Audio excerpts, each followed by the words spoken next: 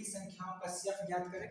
ठीक है, CF ज्ञात करने का दो तरीका है, एक अभाज्य गुणनखंड विधि से ज्ञात कर सकते हैं, दूसरा आपका है एल्गोरिथम की विधि से। ठीक है, तो CF निकालने का तरीका है आप लोग 8 क्लास या 9 क्लास में सीख चुके होंगे गुणनखंड विधि के तरीका से। ठीक है, तो आज हम लोग यहाँ पर चर्चा करेंगे यूक्लिड विभाजन की विधि से। ठीक है, तो यूक्लिड विभाजन होता है क्या, इसको समझ लीजिए। ये फार्मूला होता है यूक्लिड विभाजन का, फार्मूला होता है A बराबर BQ प्लस R, A बराबर BQ प्लस R। इसको आप लिख सकते हैं, हिंदी में लिखना चाहते हैं लिख सकते हैं भाज्य बराबर भाजक गुणे भागफल प्लस शेषफल, ये आपका फॉर्मूला होता है। तो इसी के आधार पे क्या कीजिएगा, कोई भी क्वेश्चन को बनाइएगा, HCF है, ये तीनों का CF निकालना है, इसी माध्यम से आपको निकालना है। चलिए तो स्टार्ट करते हैं।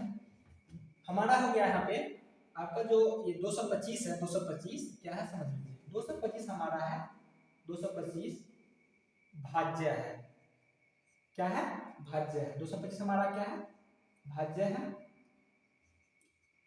और आपका जो 135 है ये आपका भाजक है। क्या है, 135 क्या है आपका भाजक है। ठीक है, तो फॉर्मूला क्या होता है, भाज्य बराबर भाजक गुणे भागफल प्लस शेषफल होता है। तो हमको निकालना पड़ेगा उस टर्म से। चलिए आप क्या कीजिए, रफ कॉपी में अगर आपके पास हो तो बगल में क्या कीजिए, इस प्रकार से लिख लीजिए 225 में लगाइए 135 से, एक बार में हो जाएगा आपका 135, आपका ये हो गया 0, ये हो गया आपका 9 3 12, ये कैंसिल, फिर आपका 135 और फिर हो गया आपका यहाँ पे 9, हो गया आपका ये हो गया आपका 45 और फिर यहाँ से ये 90 आएगा, 45 गुना 90, ये आपका कैंसिल। तो देखिए, तो यहाँ समझ चुके हैं हमारा भाज्य कितना है 225 है, भाजक क्या है 135 है। तो यहाँ से देखिए आपका फॉर्मूला होता है A बराबर BQ प्लस R, A बराबर क्या होता है BQ प्लस R होता है। तो आपका हो जाएगा 225, कितना से लगाना है 135 से, जब लगाए तो उसको मल्टीप्लाई कितना से, 1 से, प्लस कितना बचा 90।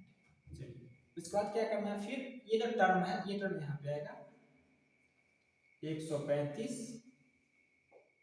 फिर यहाँ से जो लास्ट टर्म है फर्स्ट टर्म में आएगा गुणे 1 प्लस में 45, फिर जो लास्ट टर्म है ये वाला टर्म यहाँ आएगा, जो लास्ट टर्म है फर्स्ट टर्म आएगा प्लस 0। ठीक है, तो यहाँ से आपका लिख सकते हैं अतः 135 और 225 का HCF बराबर कितना होगा, लास्ट में कितना से लगाए 35 से 45 से लगाए तब कितना होगा 45, यही आपका आंसर हो गया। ठीक है, तो जिस प्रकार से ये क्वेश्चन बनाए हैं उसी प्रकार से आपका अगला क्वेश्चन बनेगा। ठीक है, चलिए इसको भी बनाते हैं। चलिए तो उसी प्रकार से अगला क्वेश्चन आपका बनेगा। यहाँ पे जो है आपका 100 कितना है 196 में कितना लगा रहा है 220 में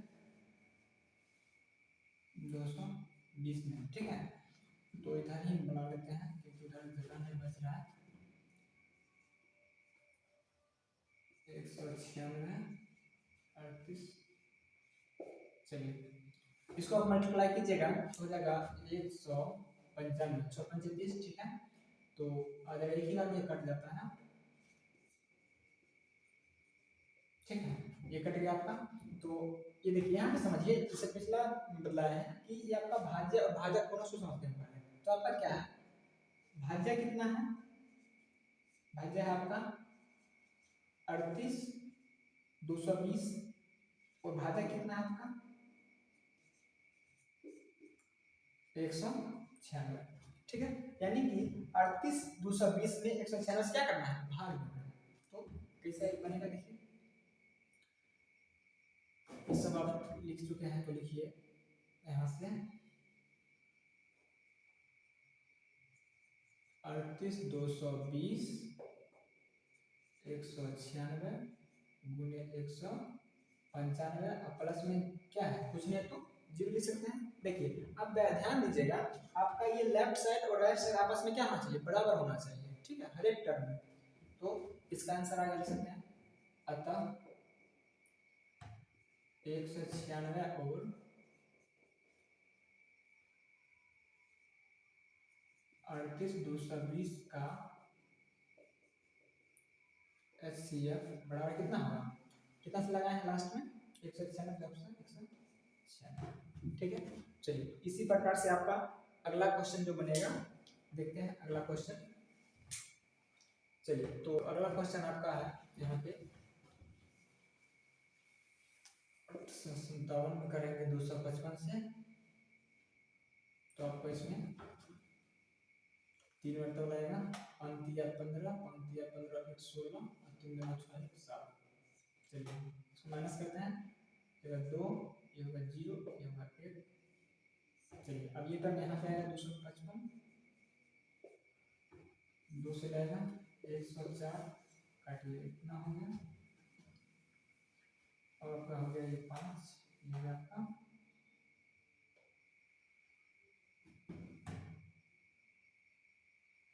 5 हो गया आपका, ये हो गया आपका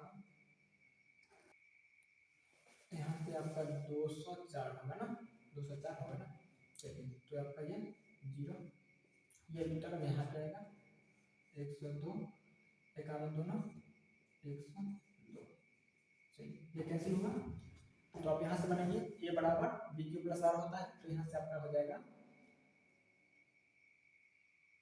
800 255 से लगाए कितना है 3 में, और प्लस कितना जो नीचे 102, ठीक है। चलिए उसके बाद फिर ये वाला टर्म यहाँ पे आएगा 255 बराबर लिखिए यहाँ पे, ठीक है, बराबर कितना है 255 कितना है 102 गुने कितना है 2, प्लस में कितना आया था 51। देखिए यहाँ पे एक बात को समझिए, तो आपका क्या है ये वाला जो टर्म है यहाँ पे आ रहा है और ये वाला टर्म यहाँ पे आ रहा है, कोई रिपीट हो गया।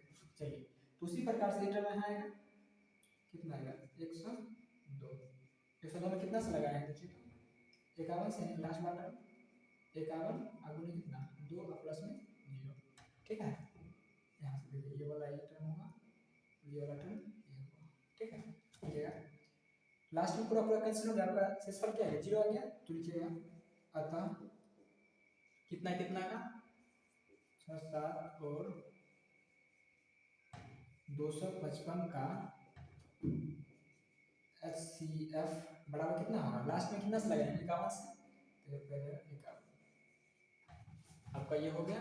चलिए तो अगला इसके बाद जस्ट क्वेश्चन बनाते हैं।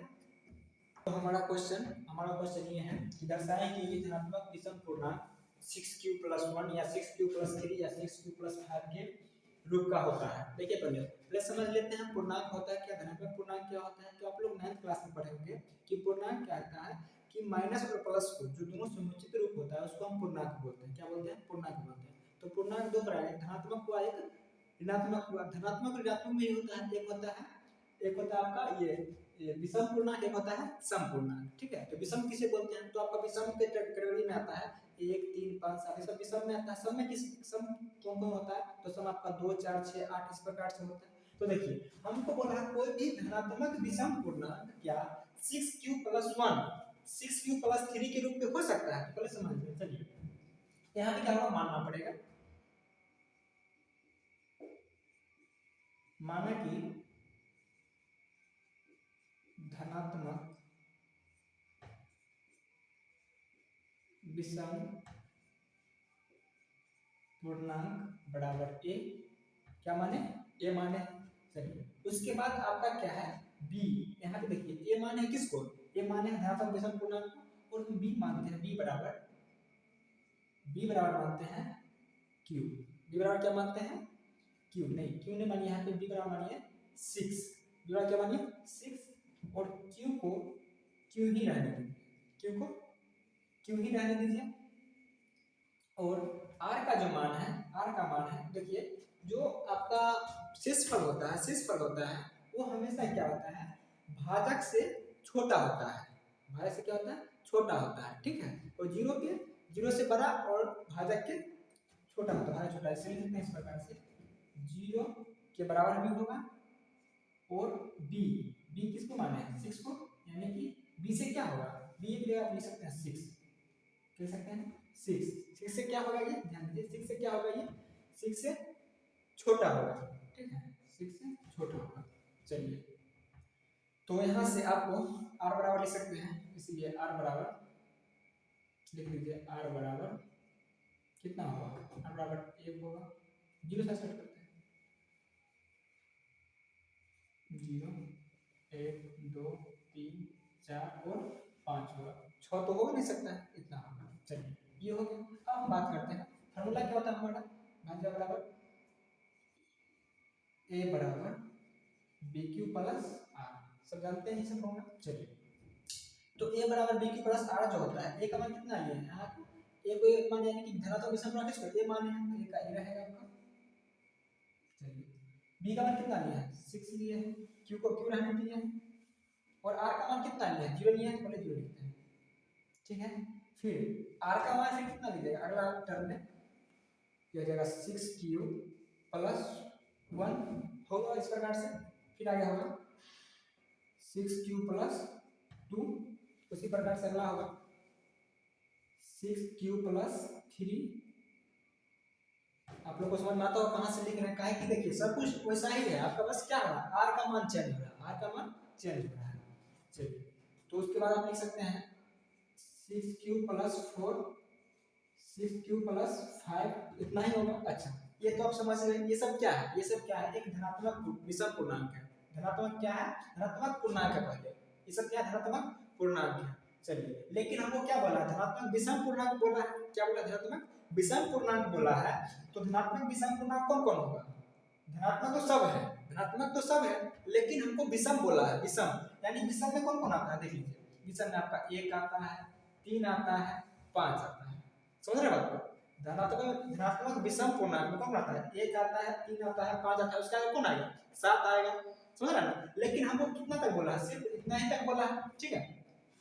तो लिख सकता है अतः, अतः नहीं लिखिए, लिख सकता है हाँ, हाँ लिखिए, तो लिखिए किसी धनात्मक विषम पूर्णांक को किसमें 6q प्लस 1, 6q प्लस 3 और 6q प्लस 5 के रूप में लिख सकते हैं, क्या कर सकते हैं, लिख सकते हैं।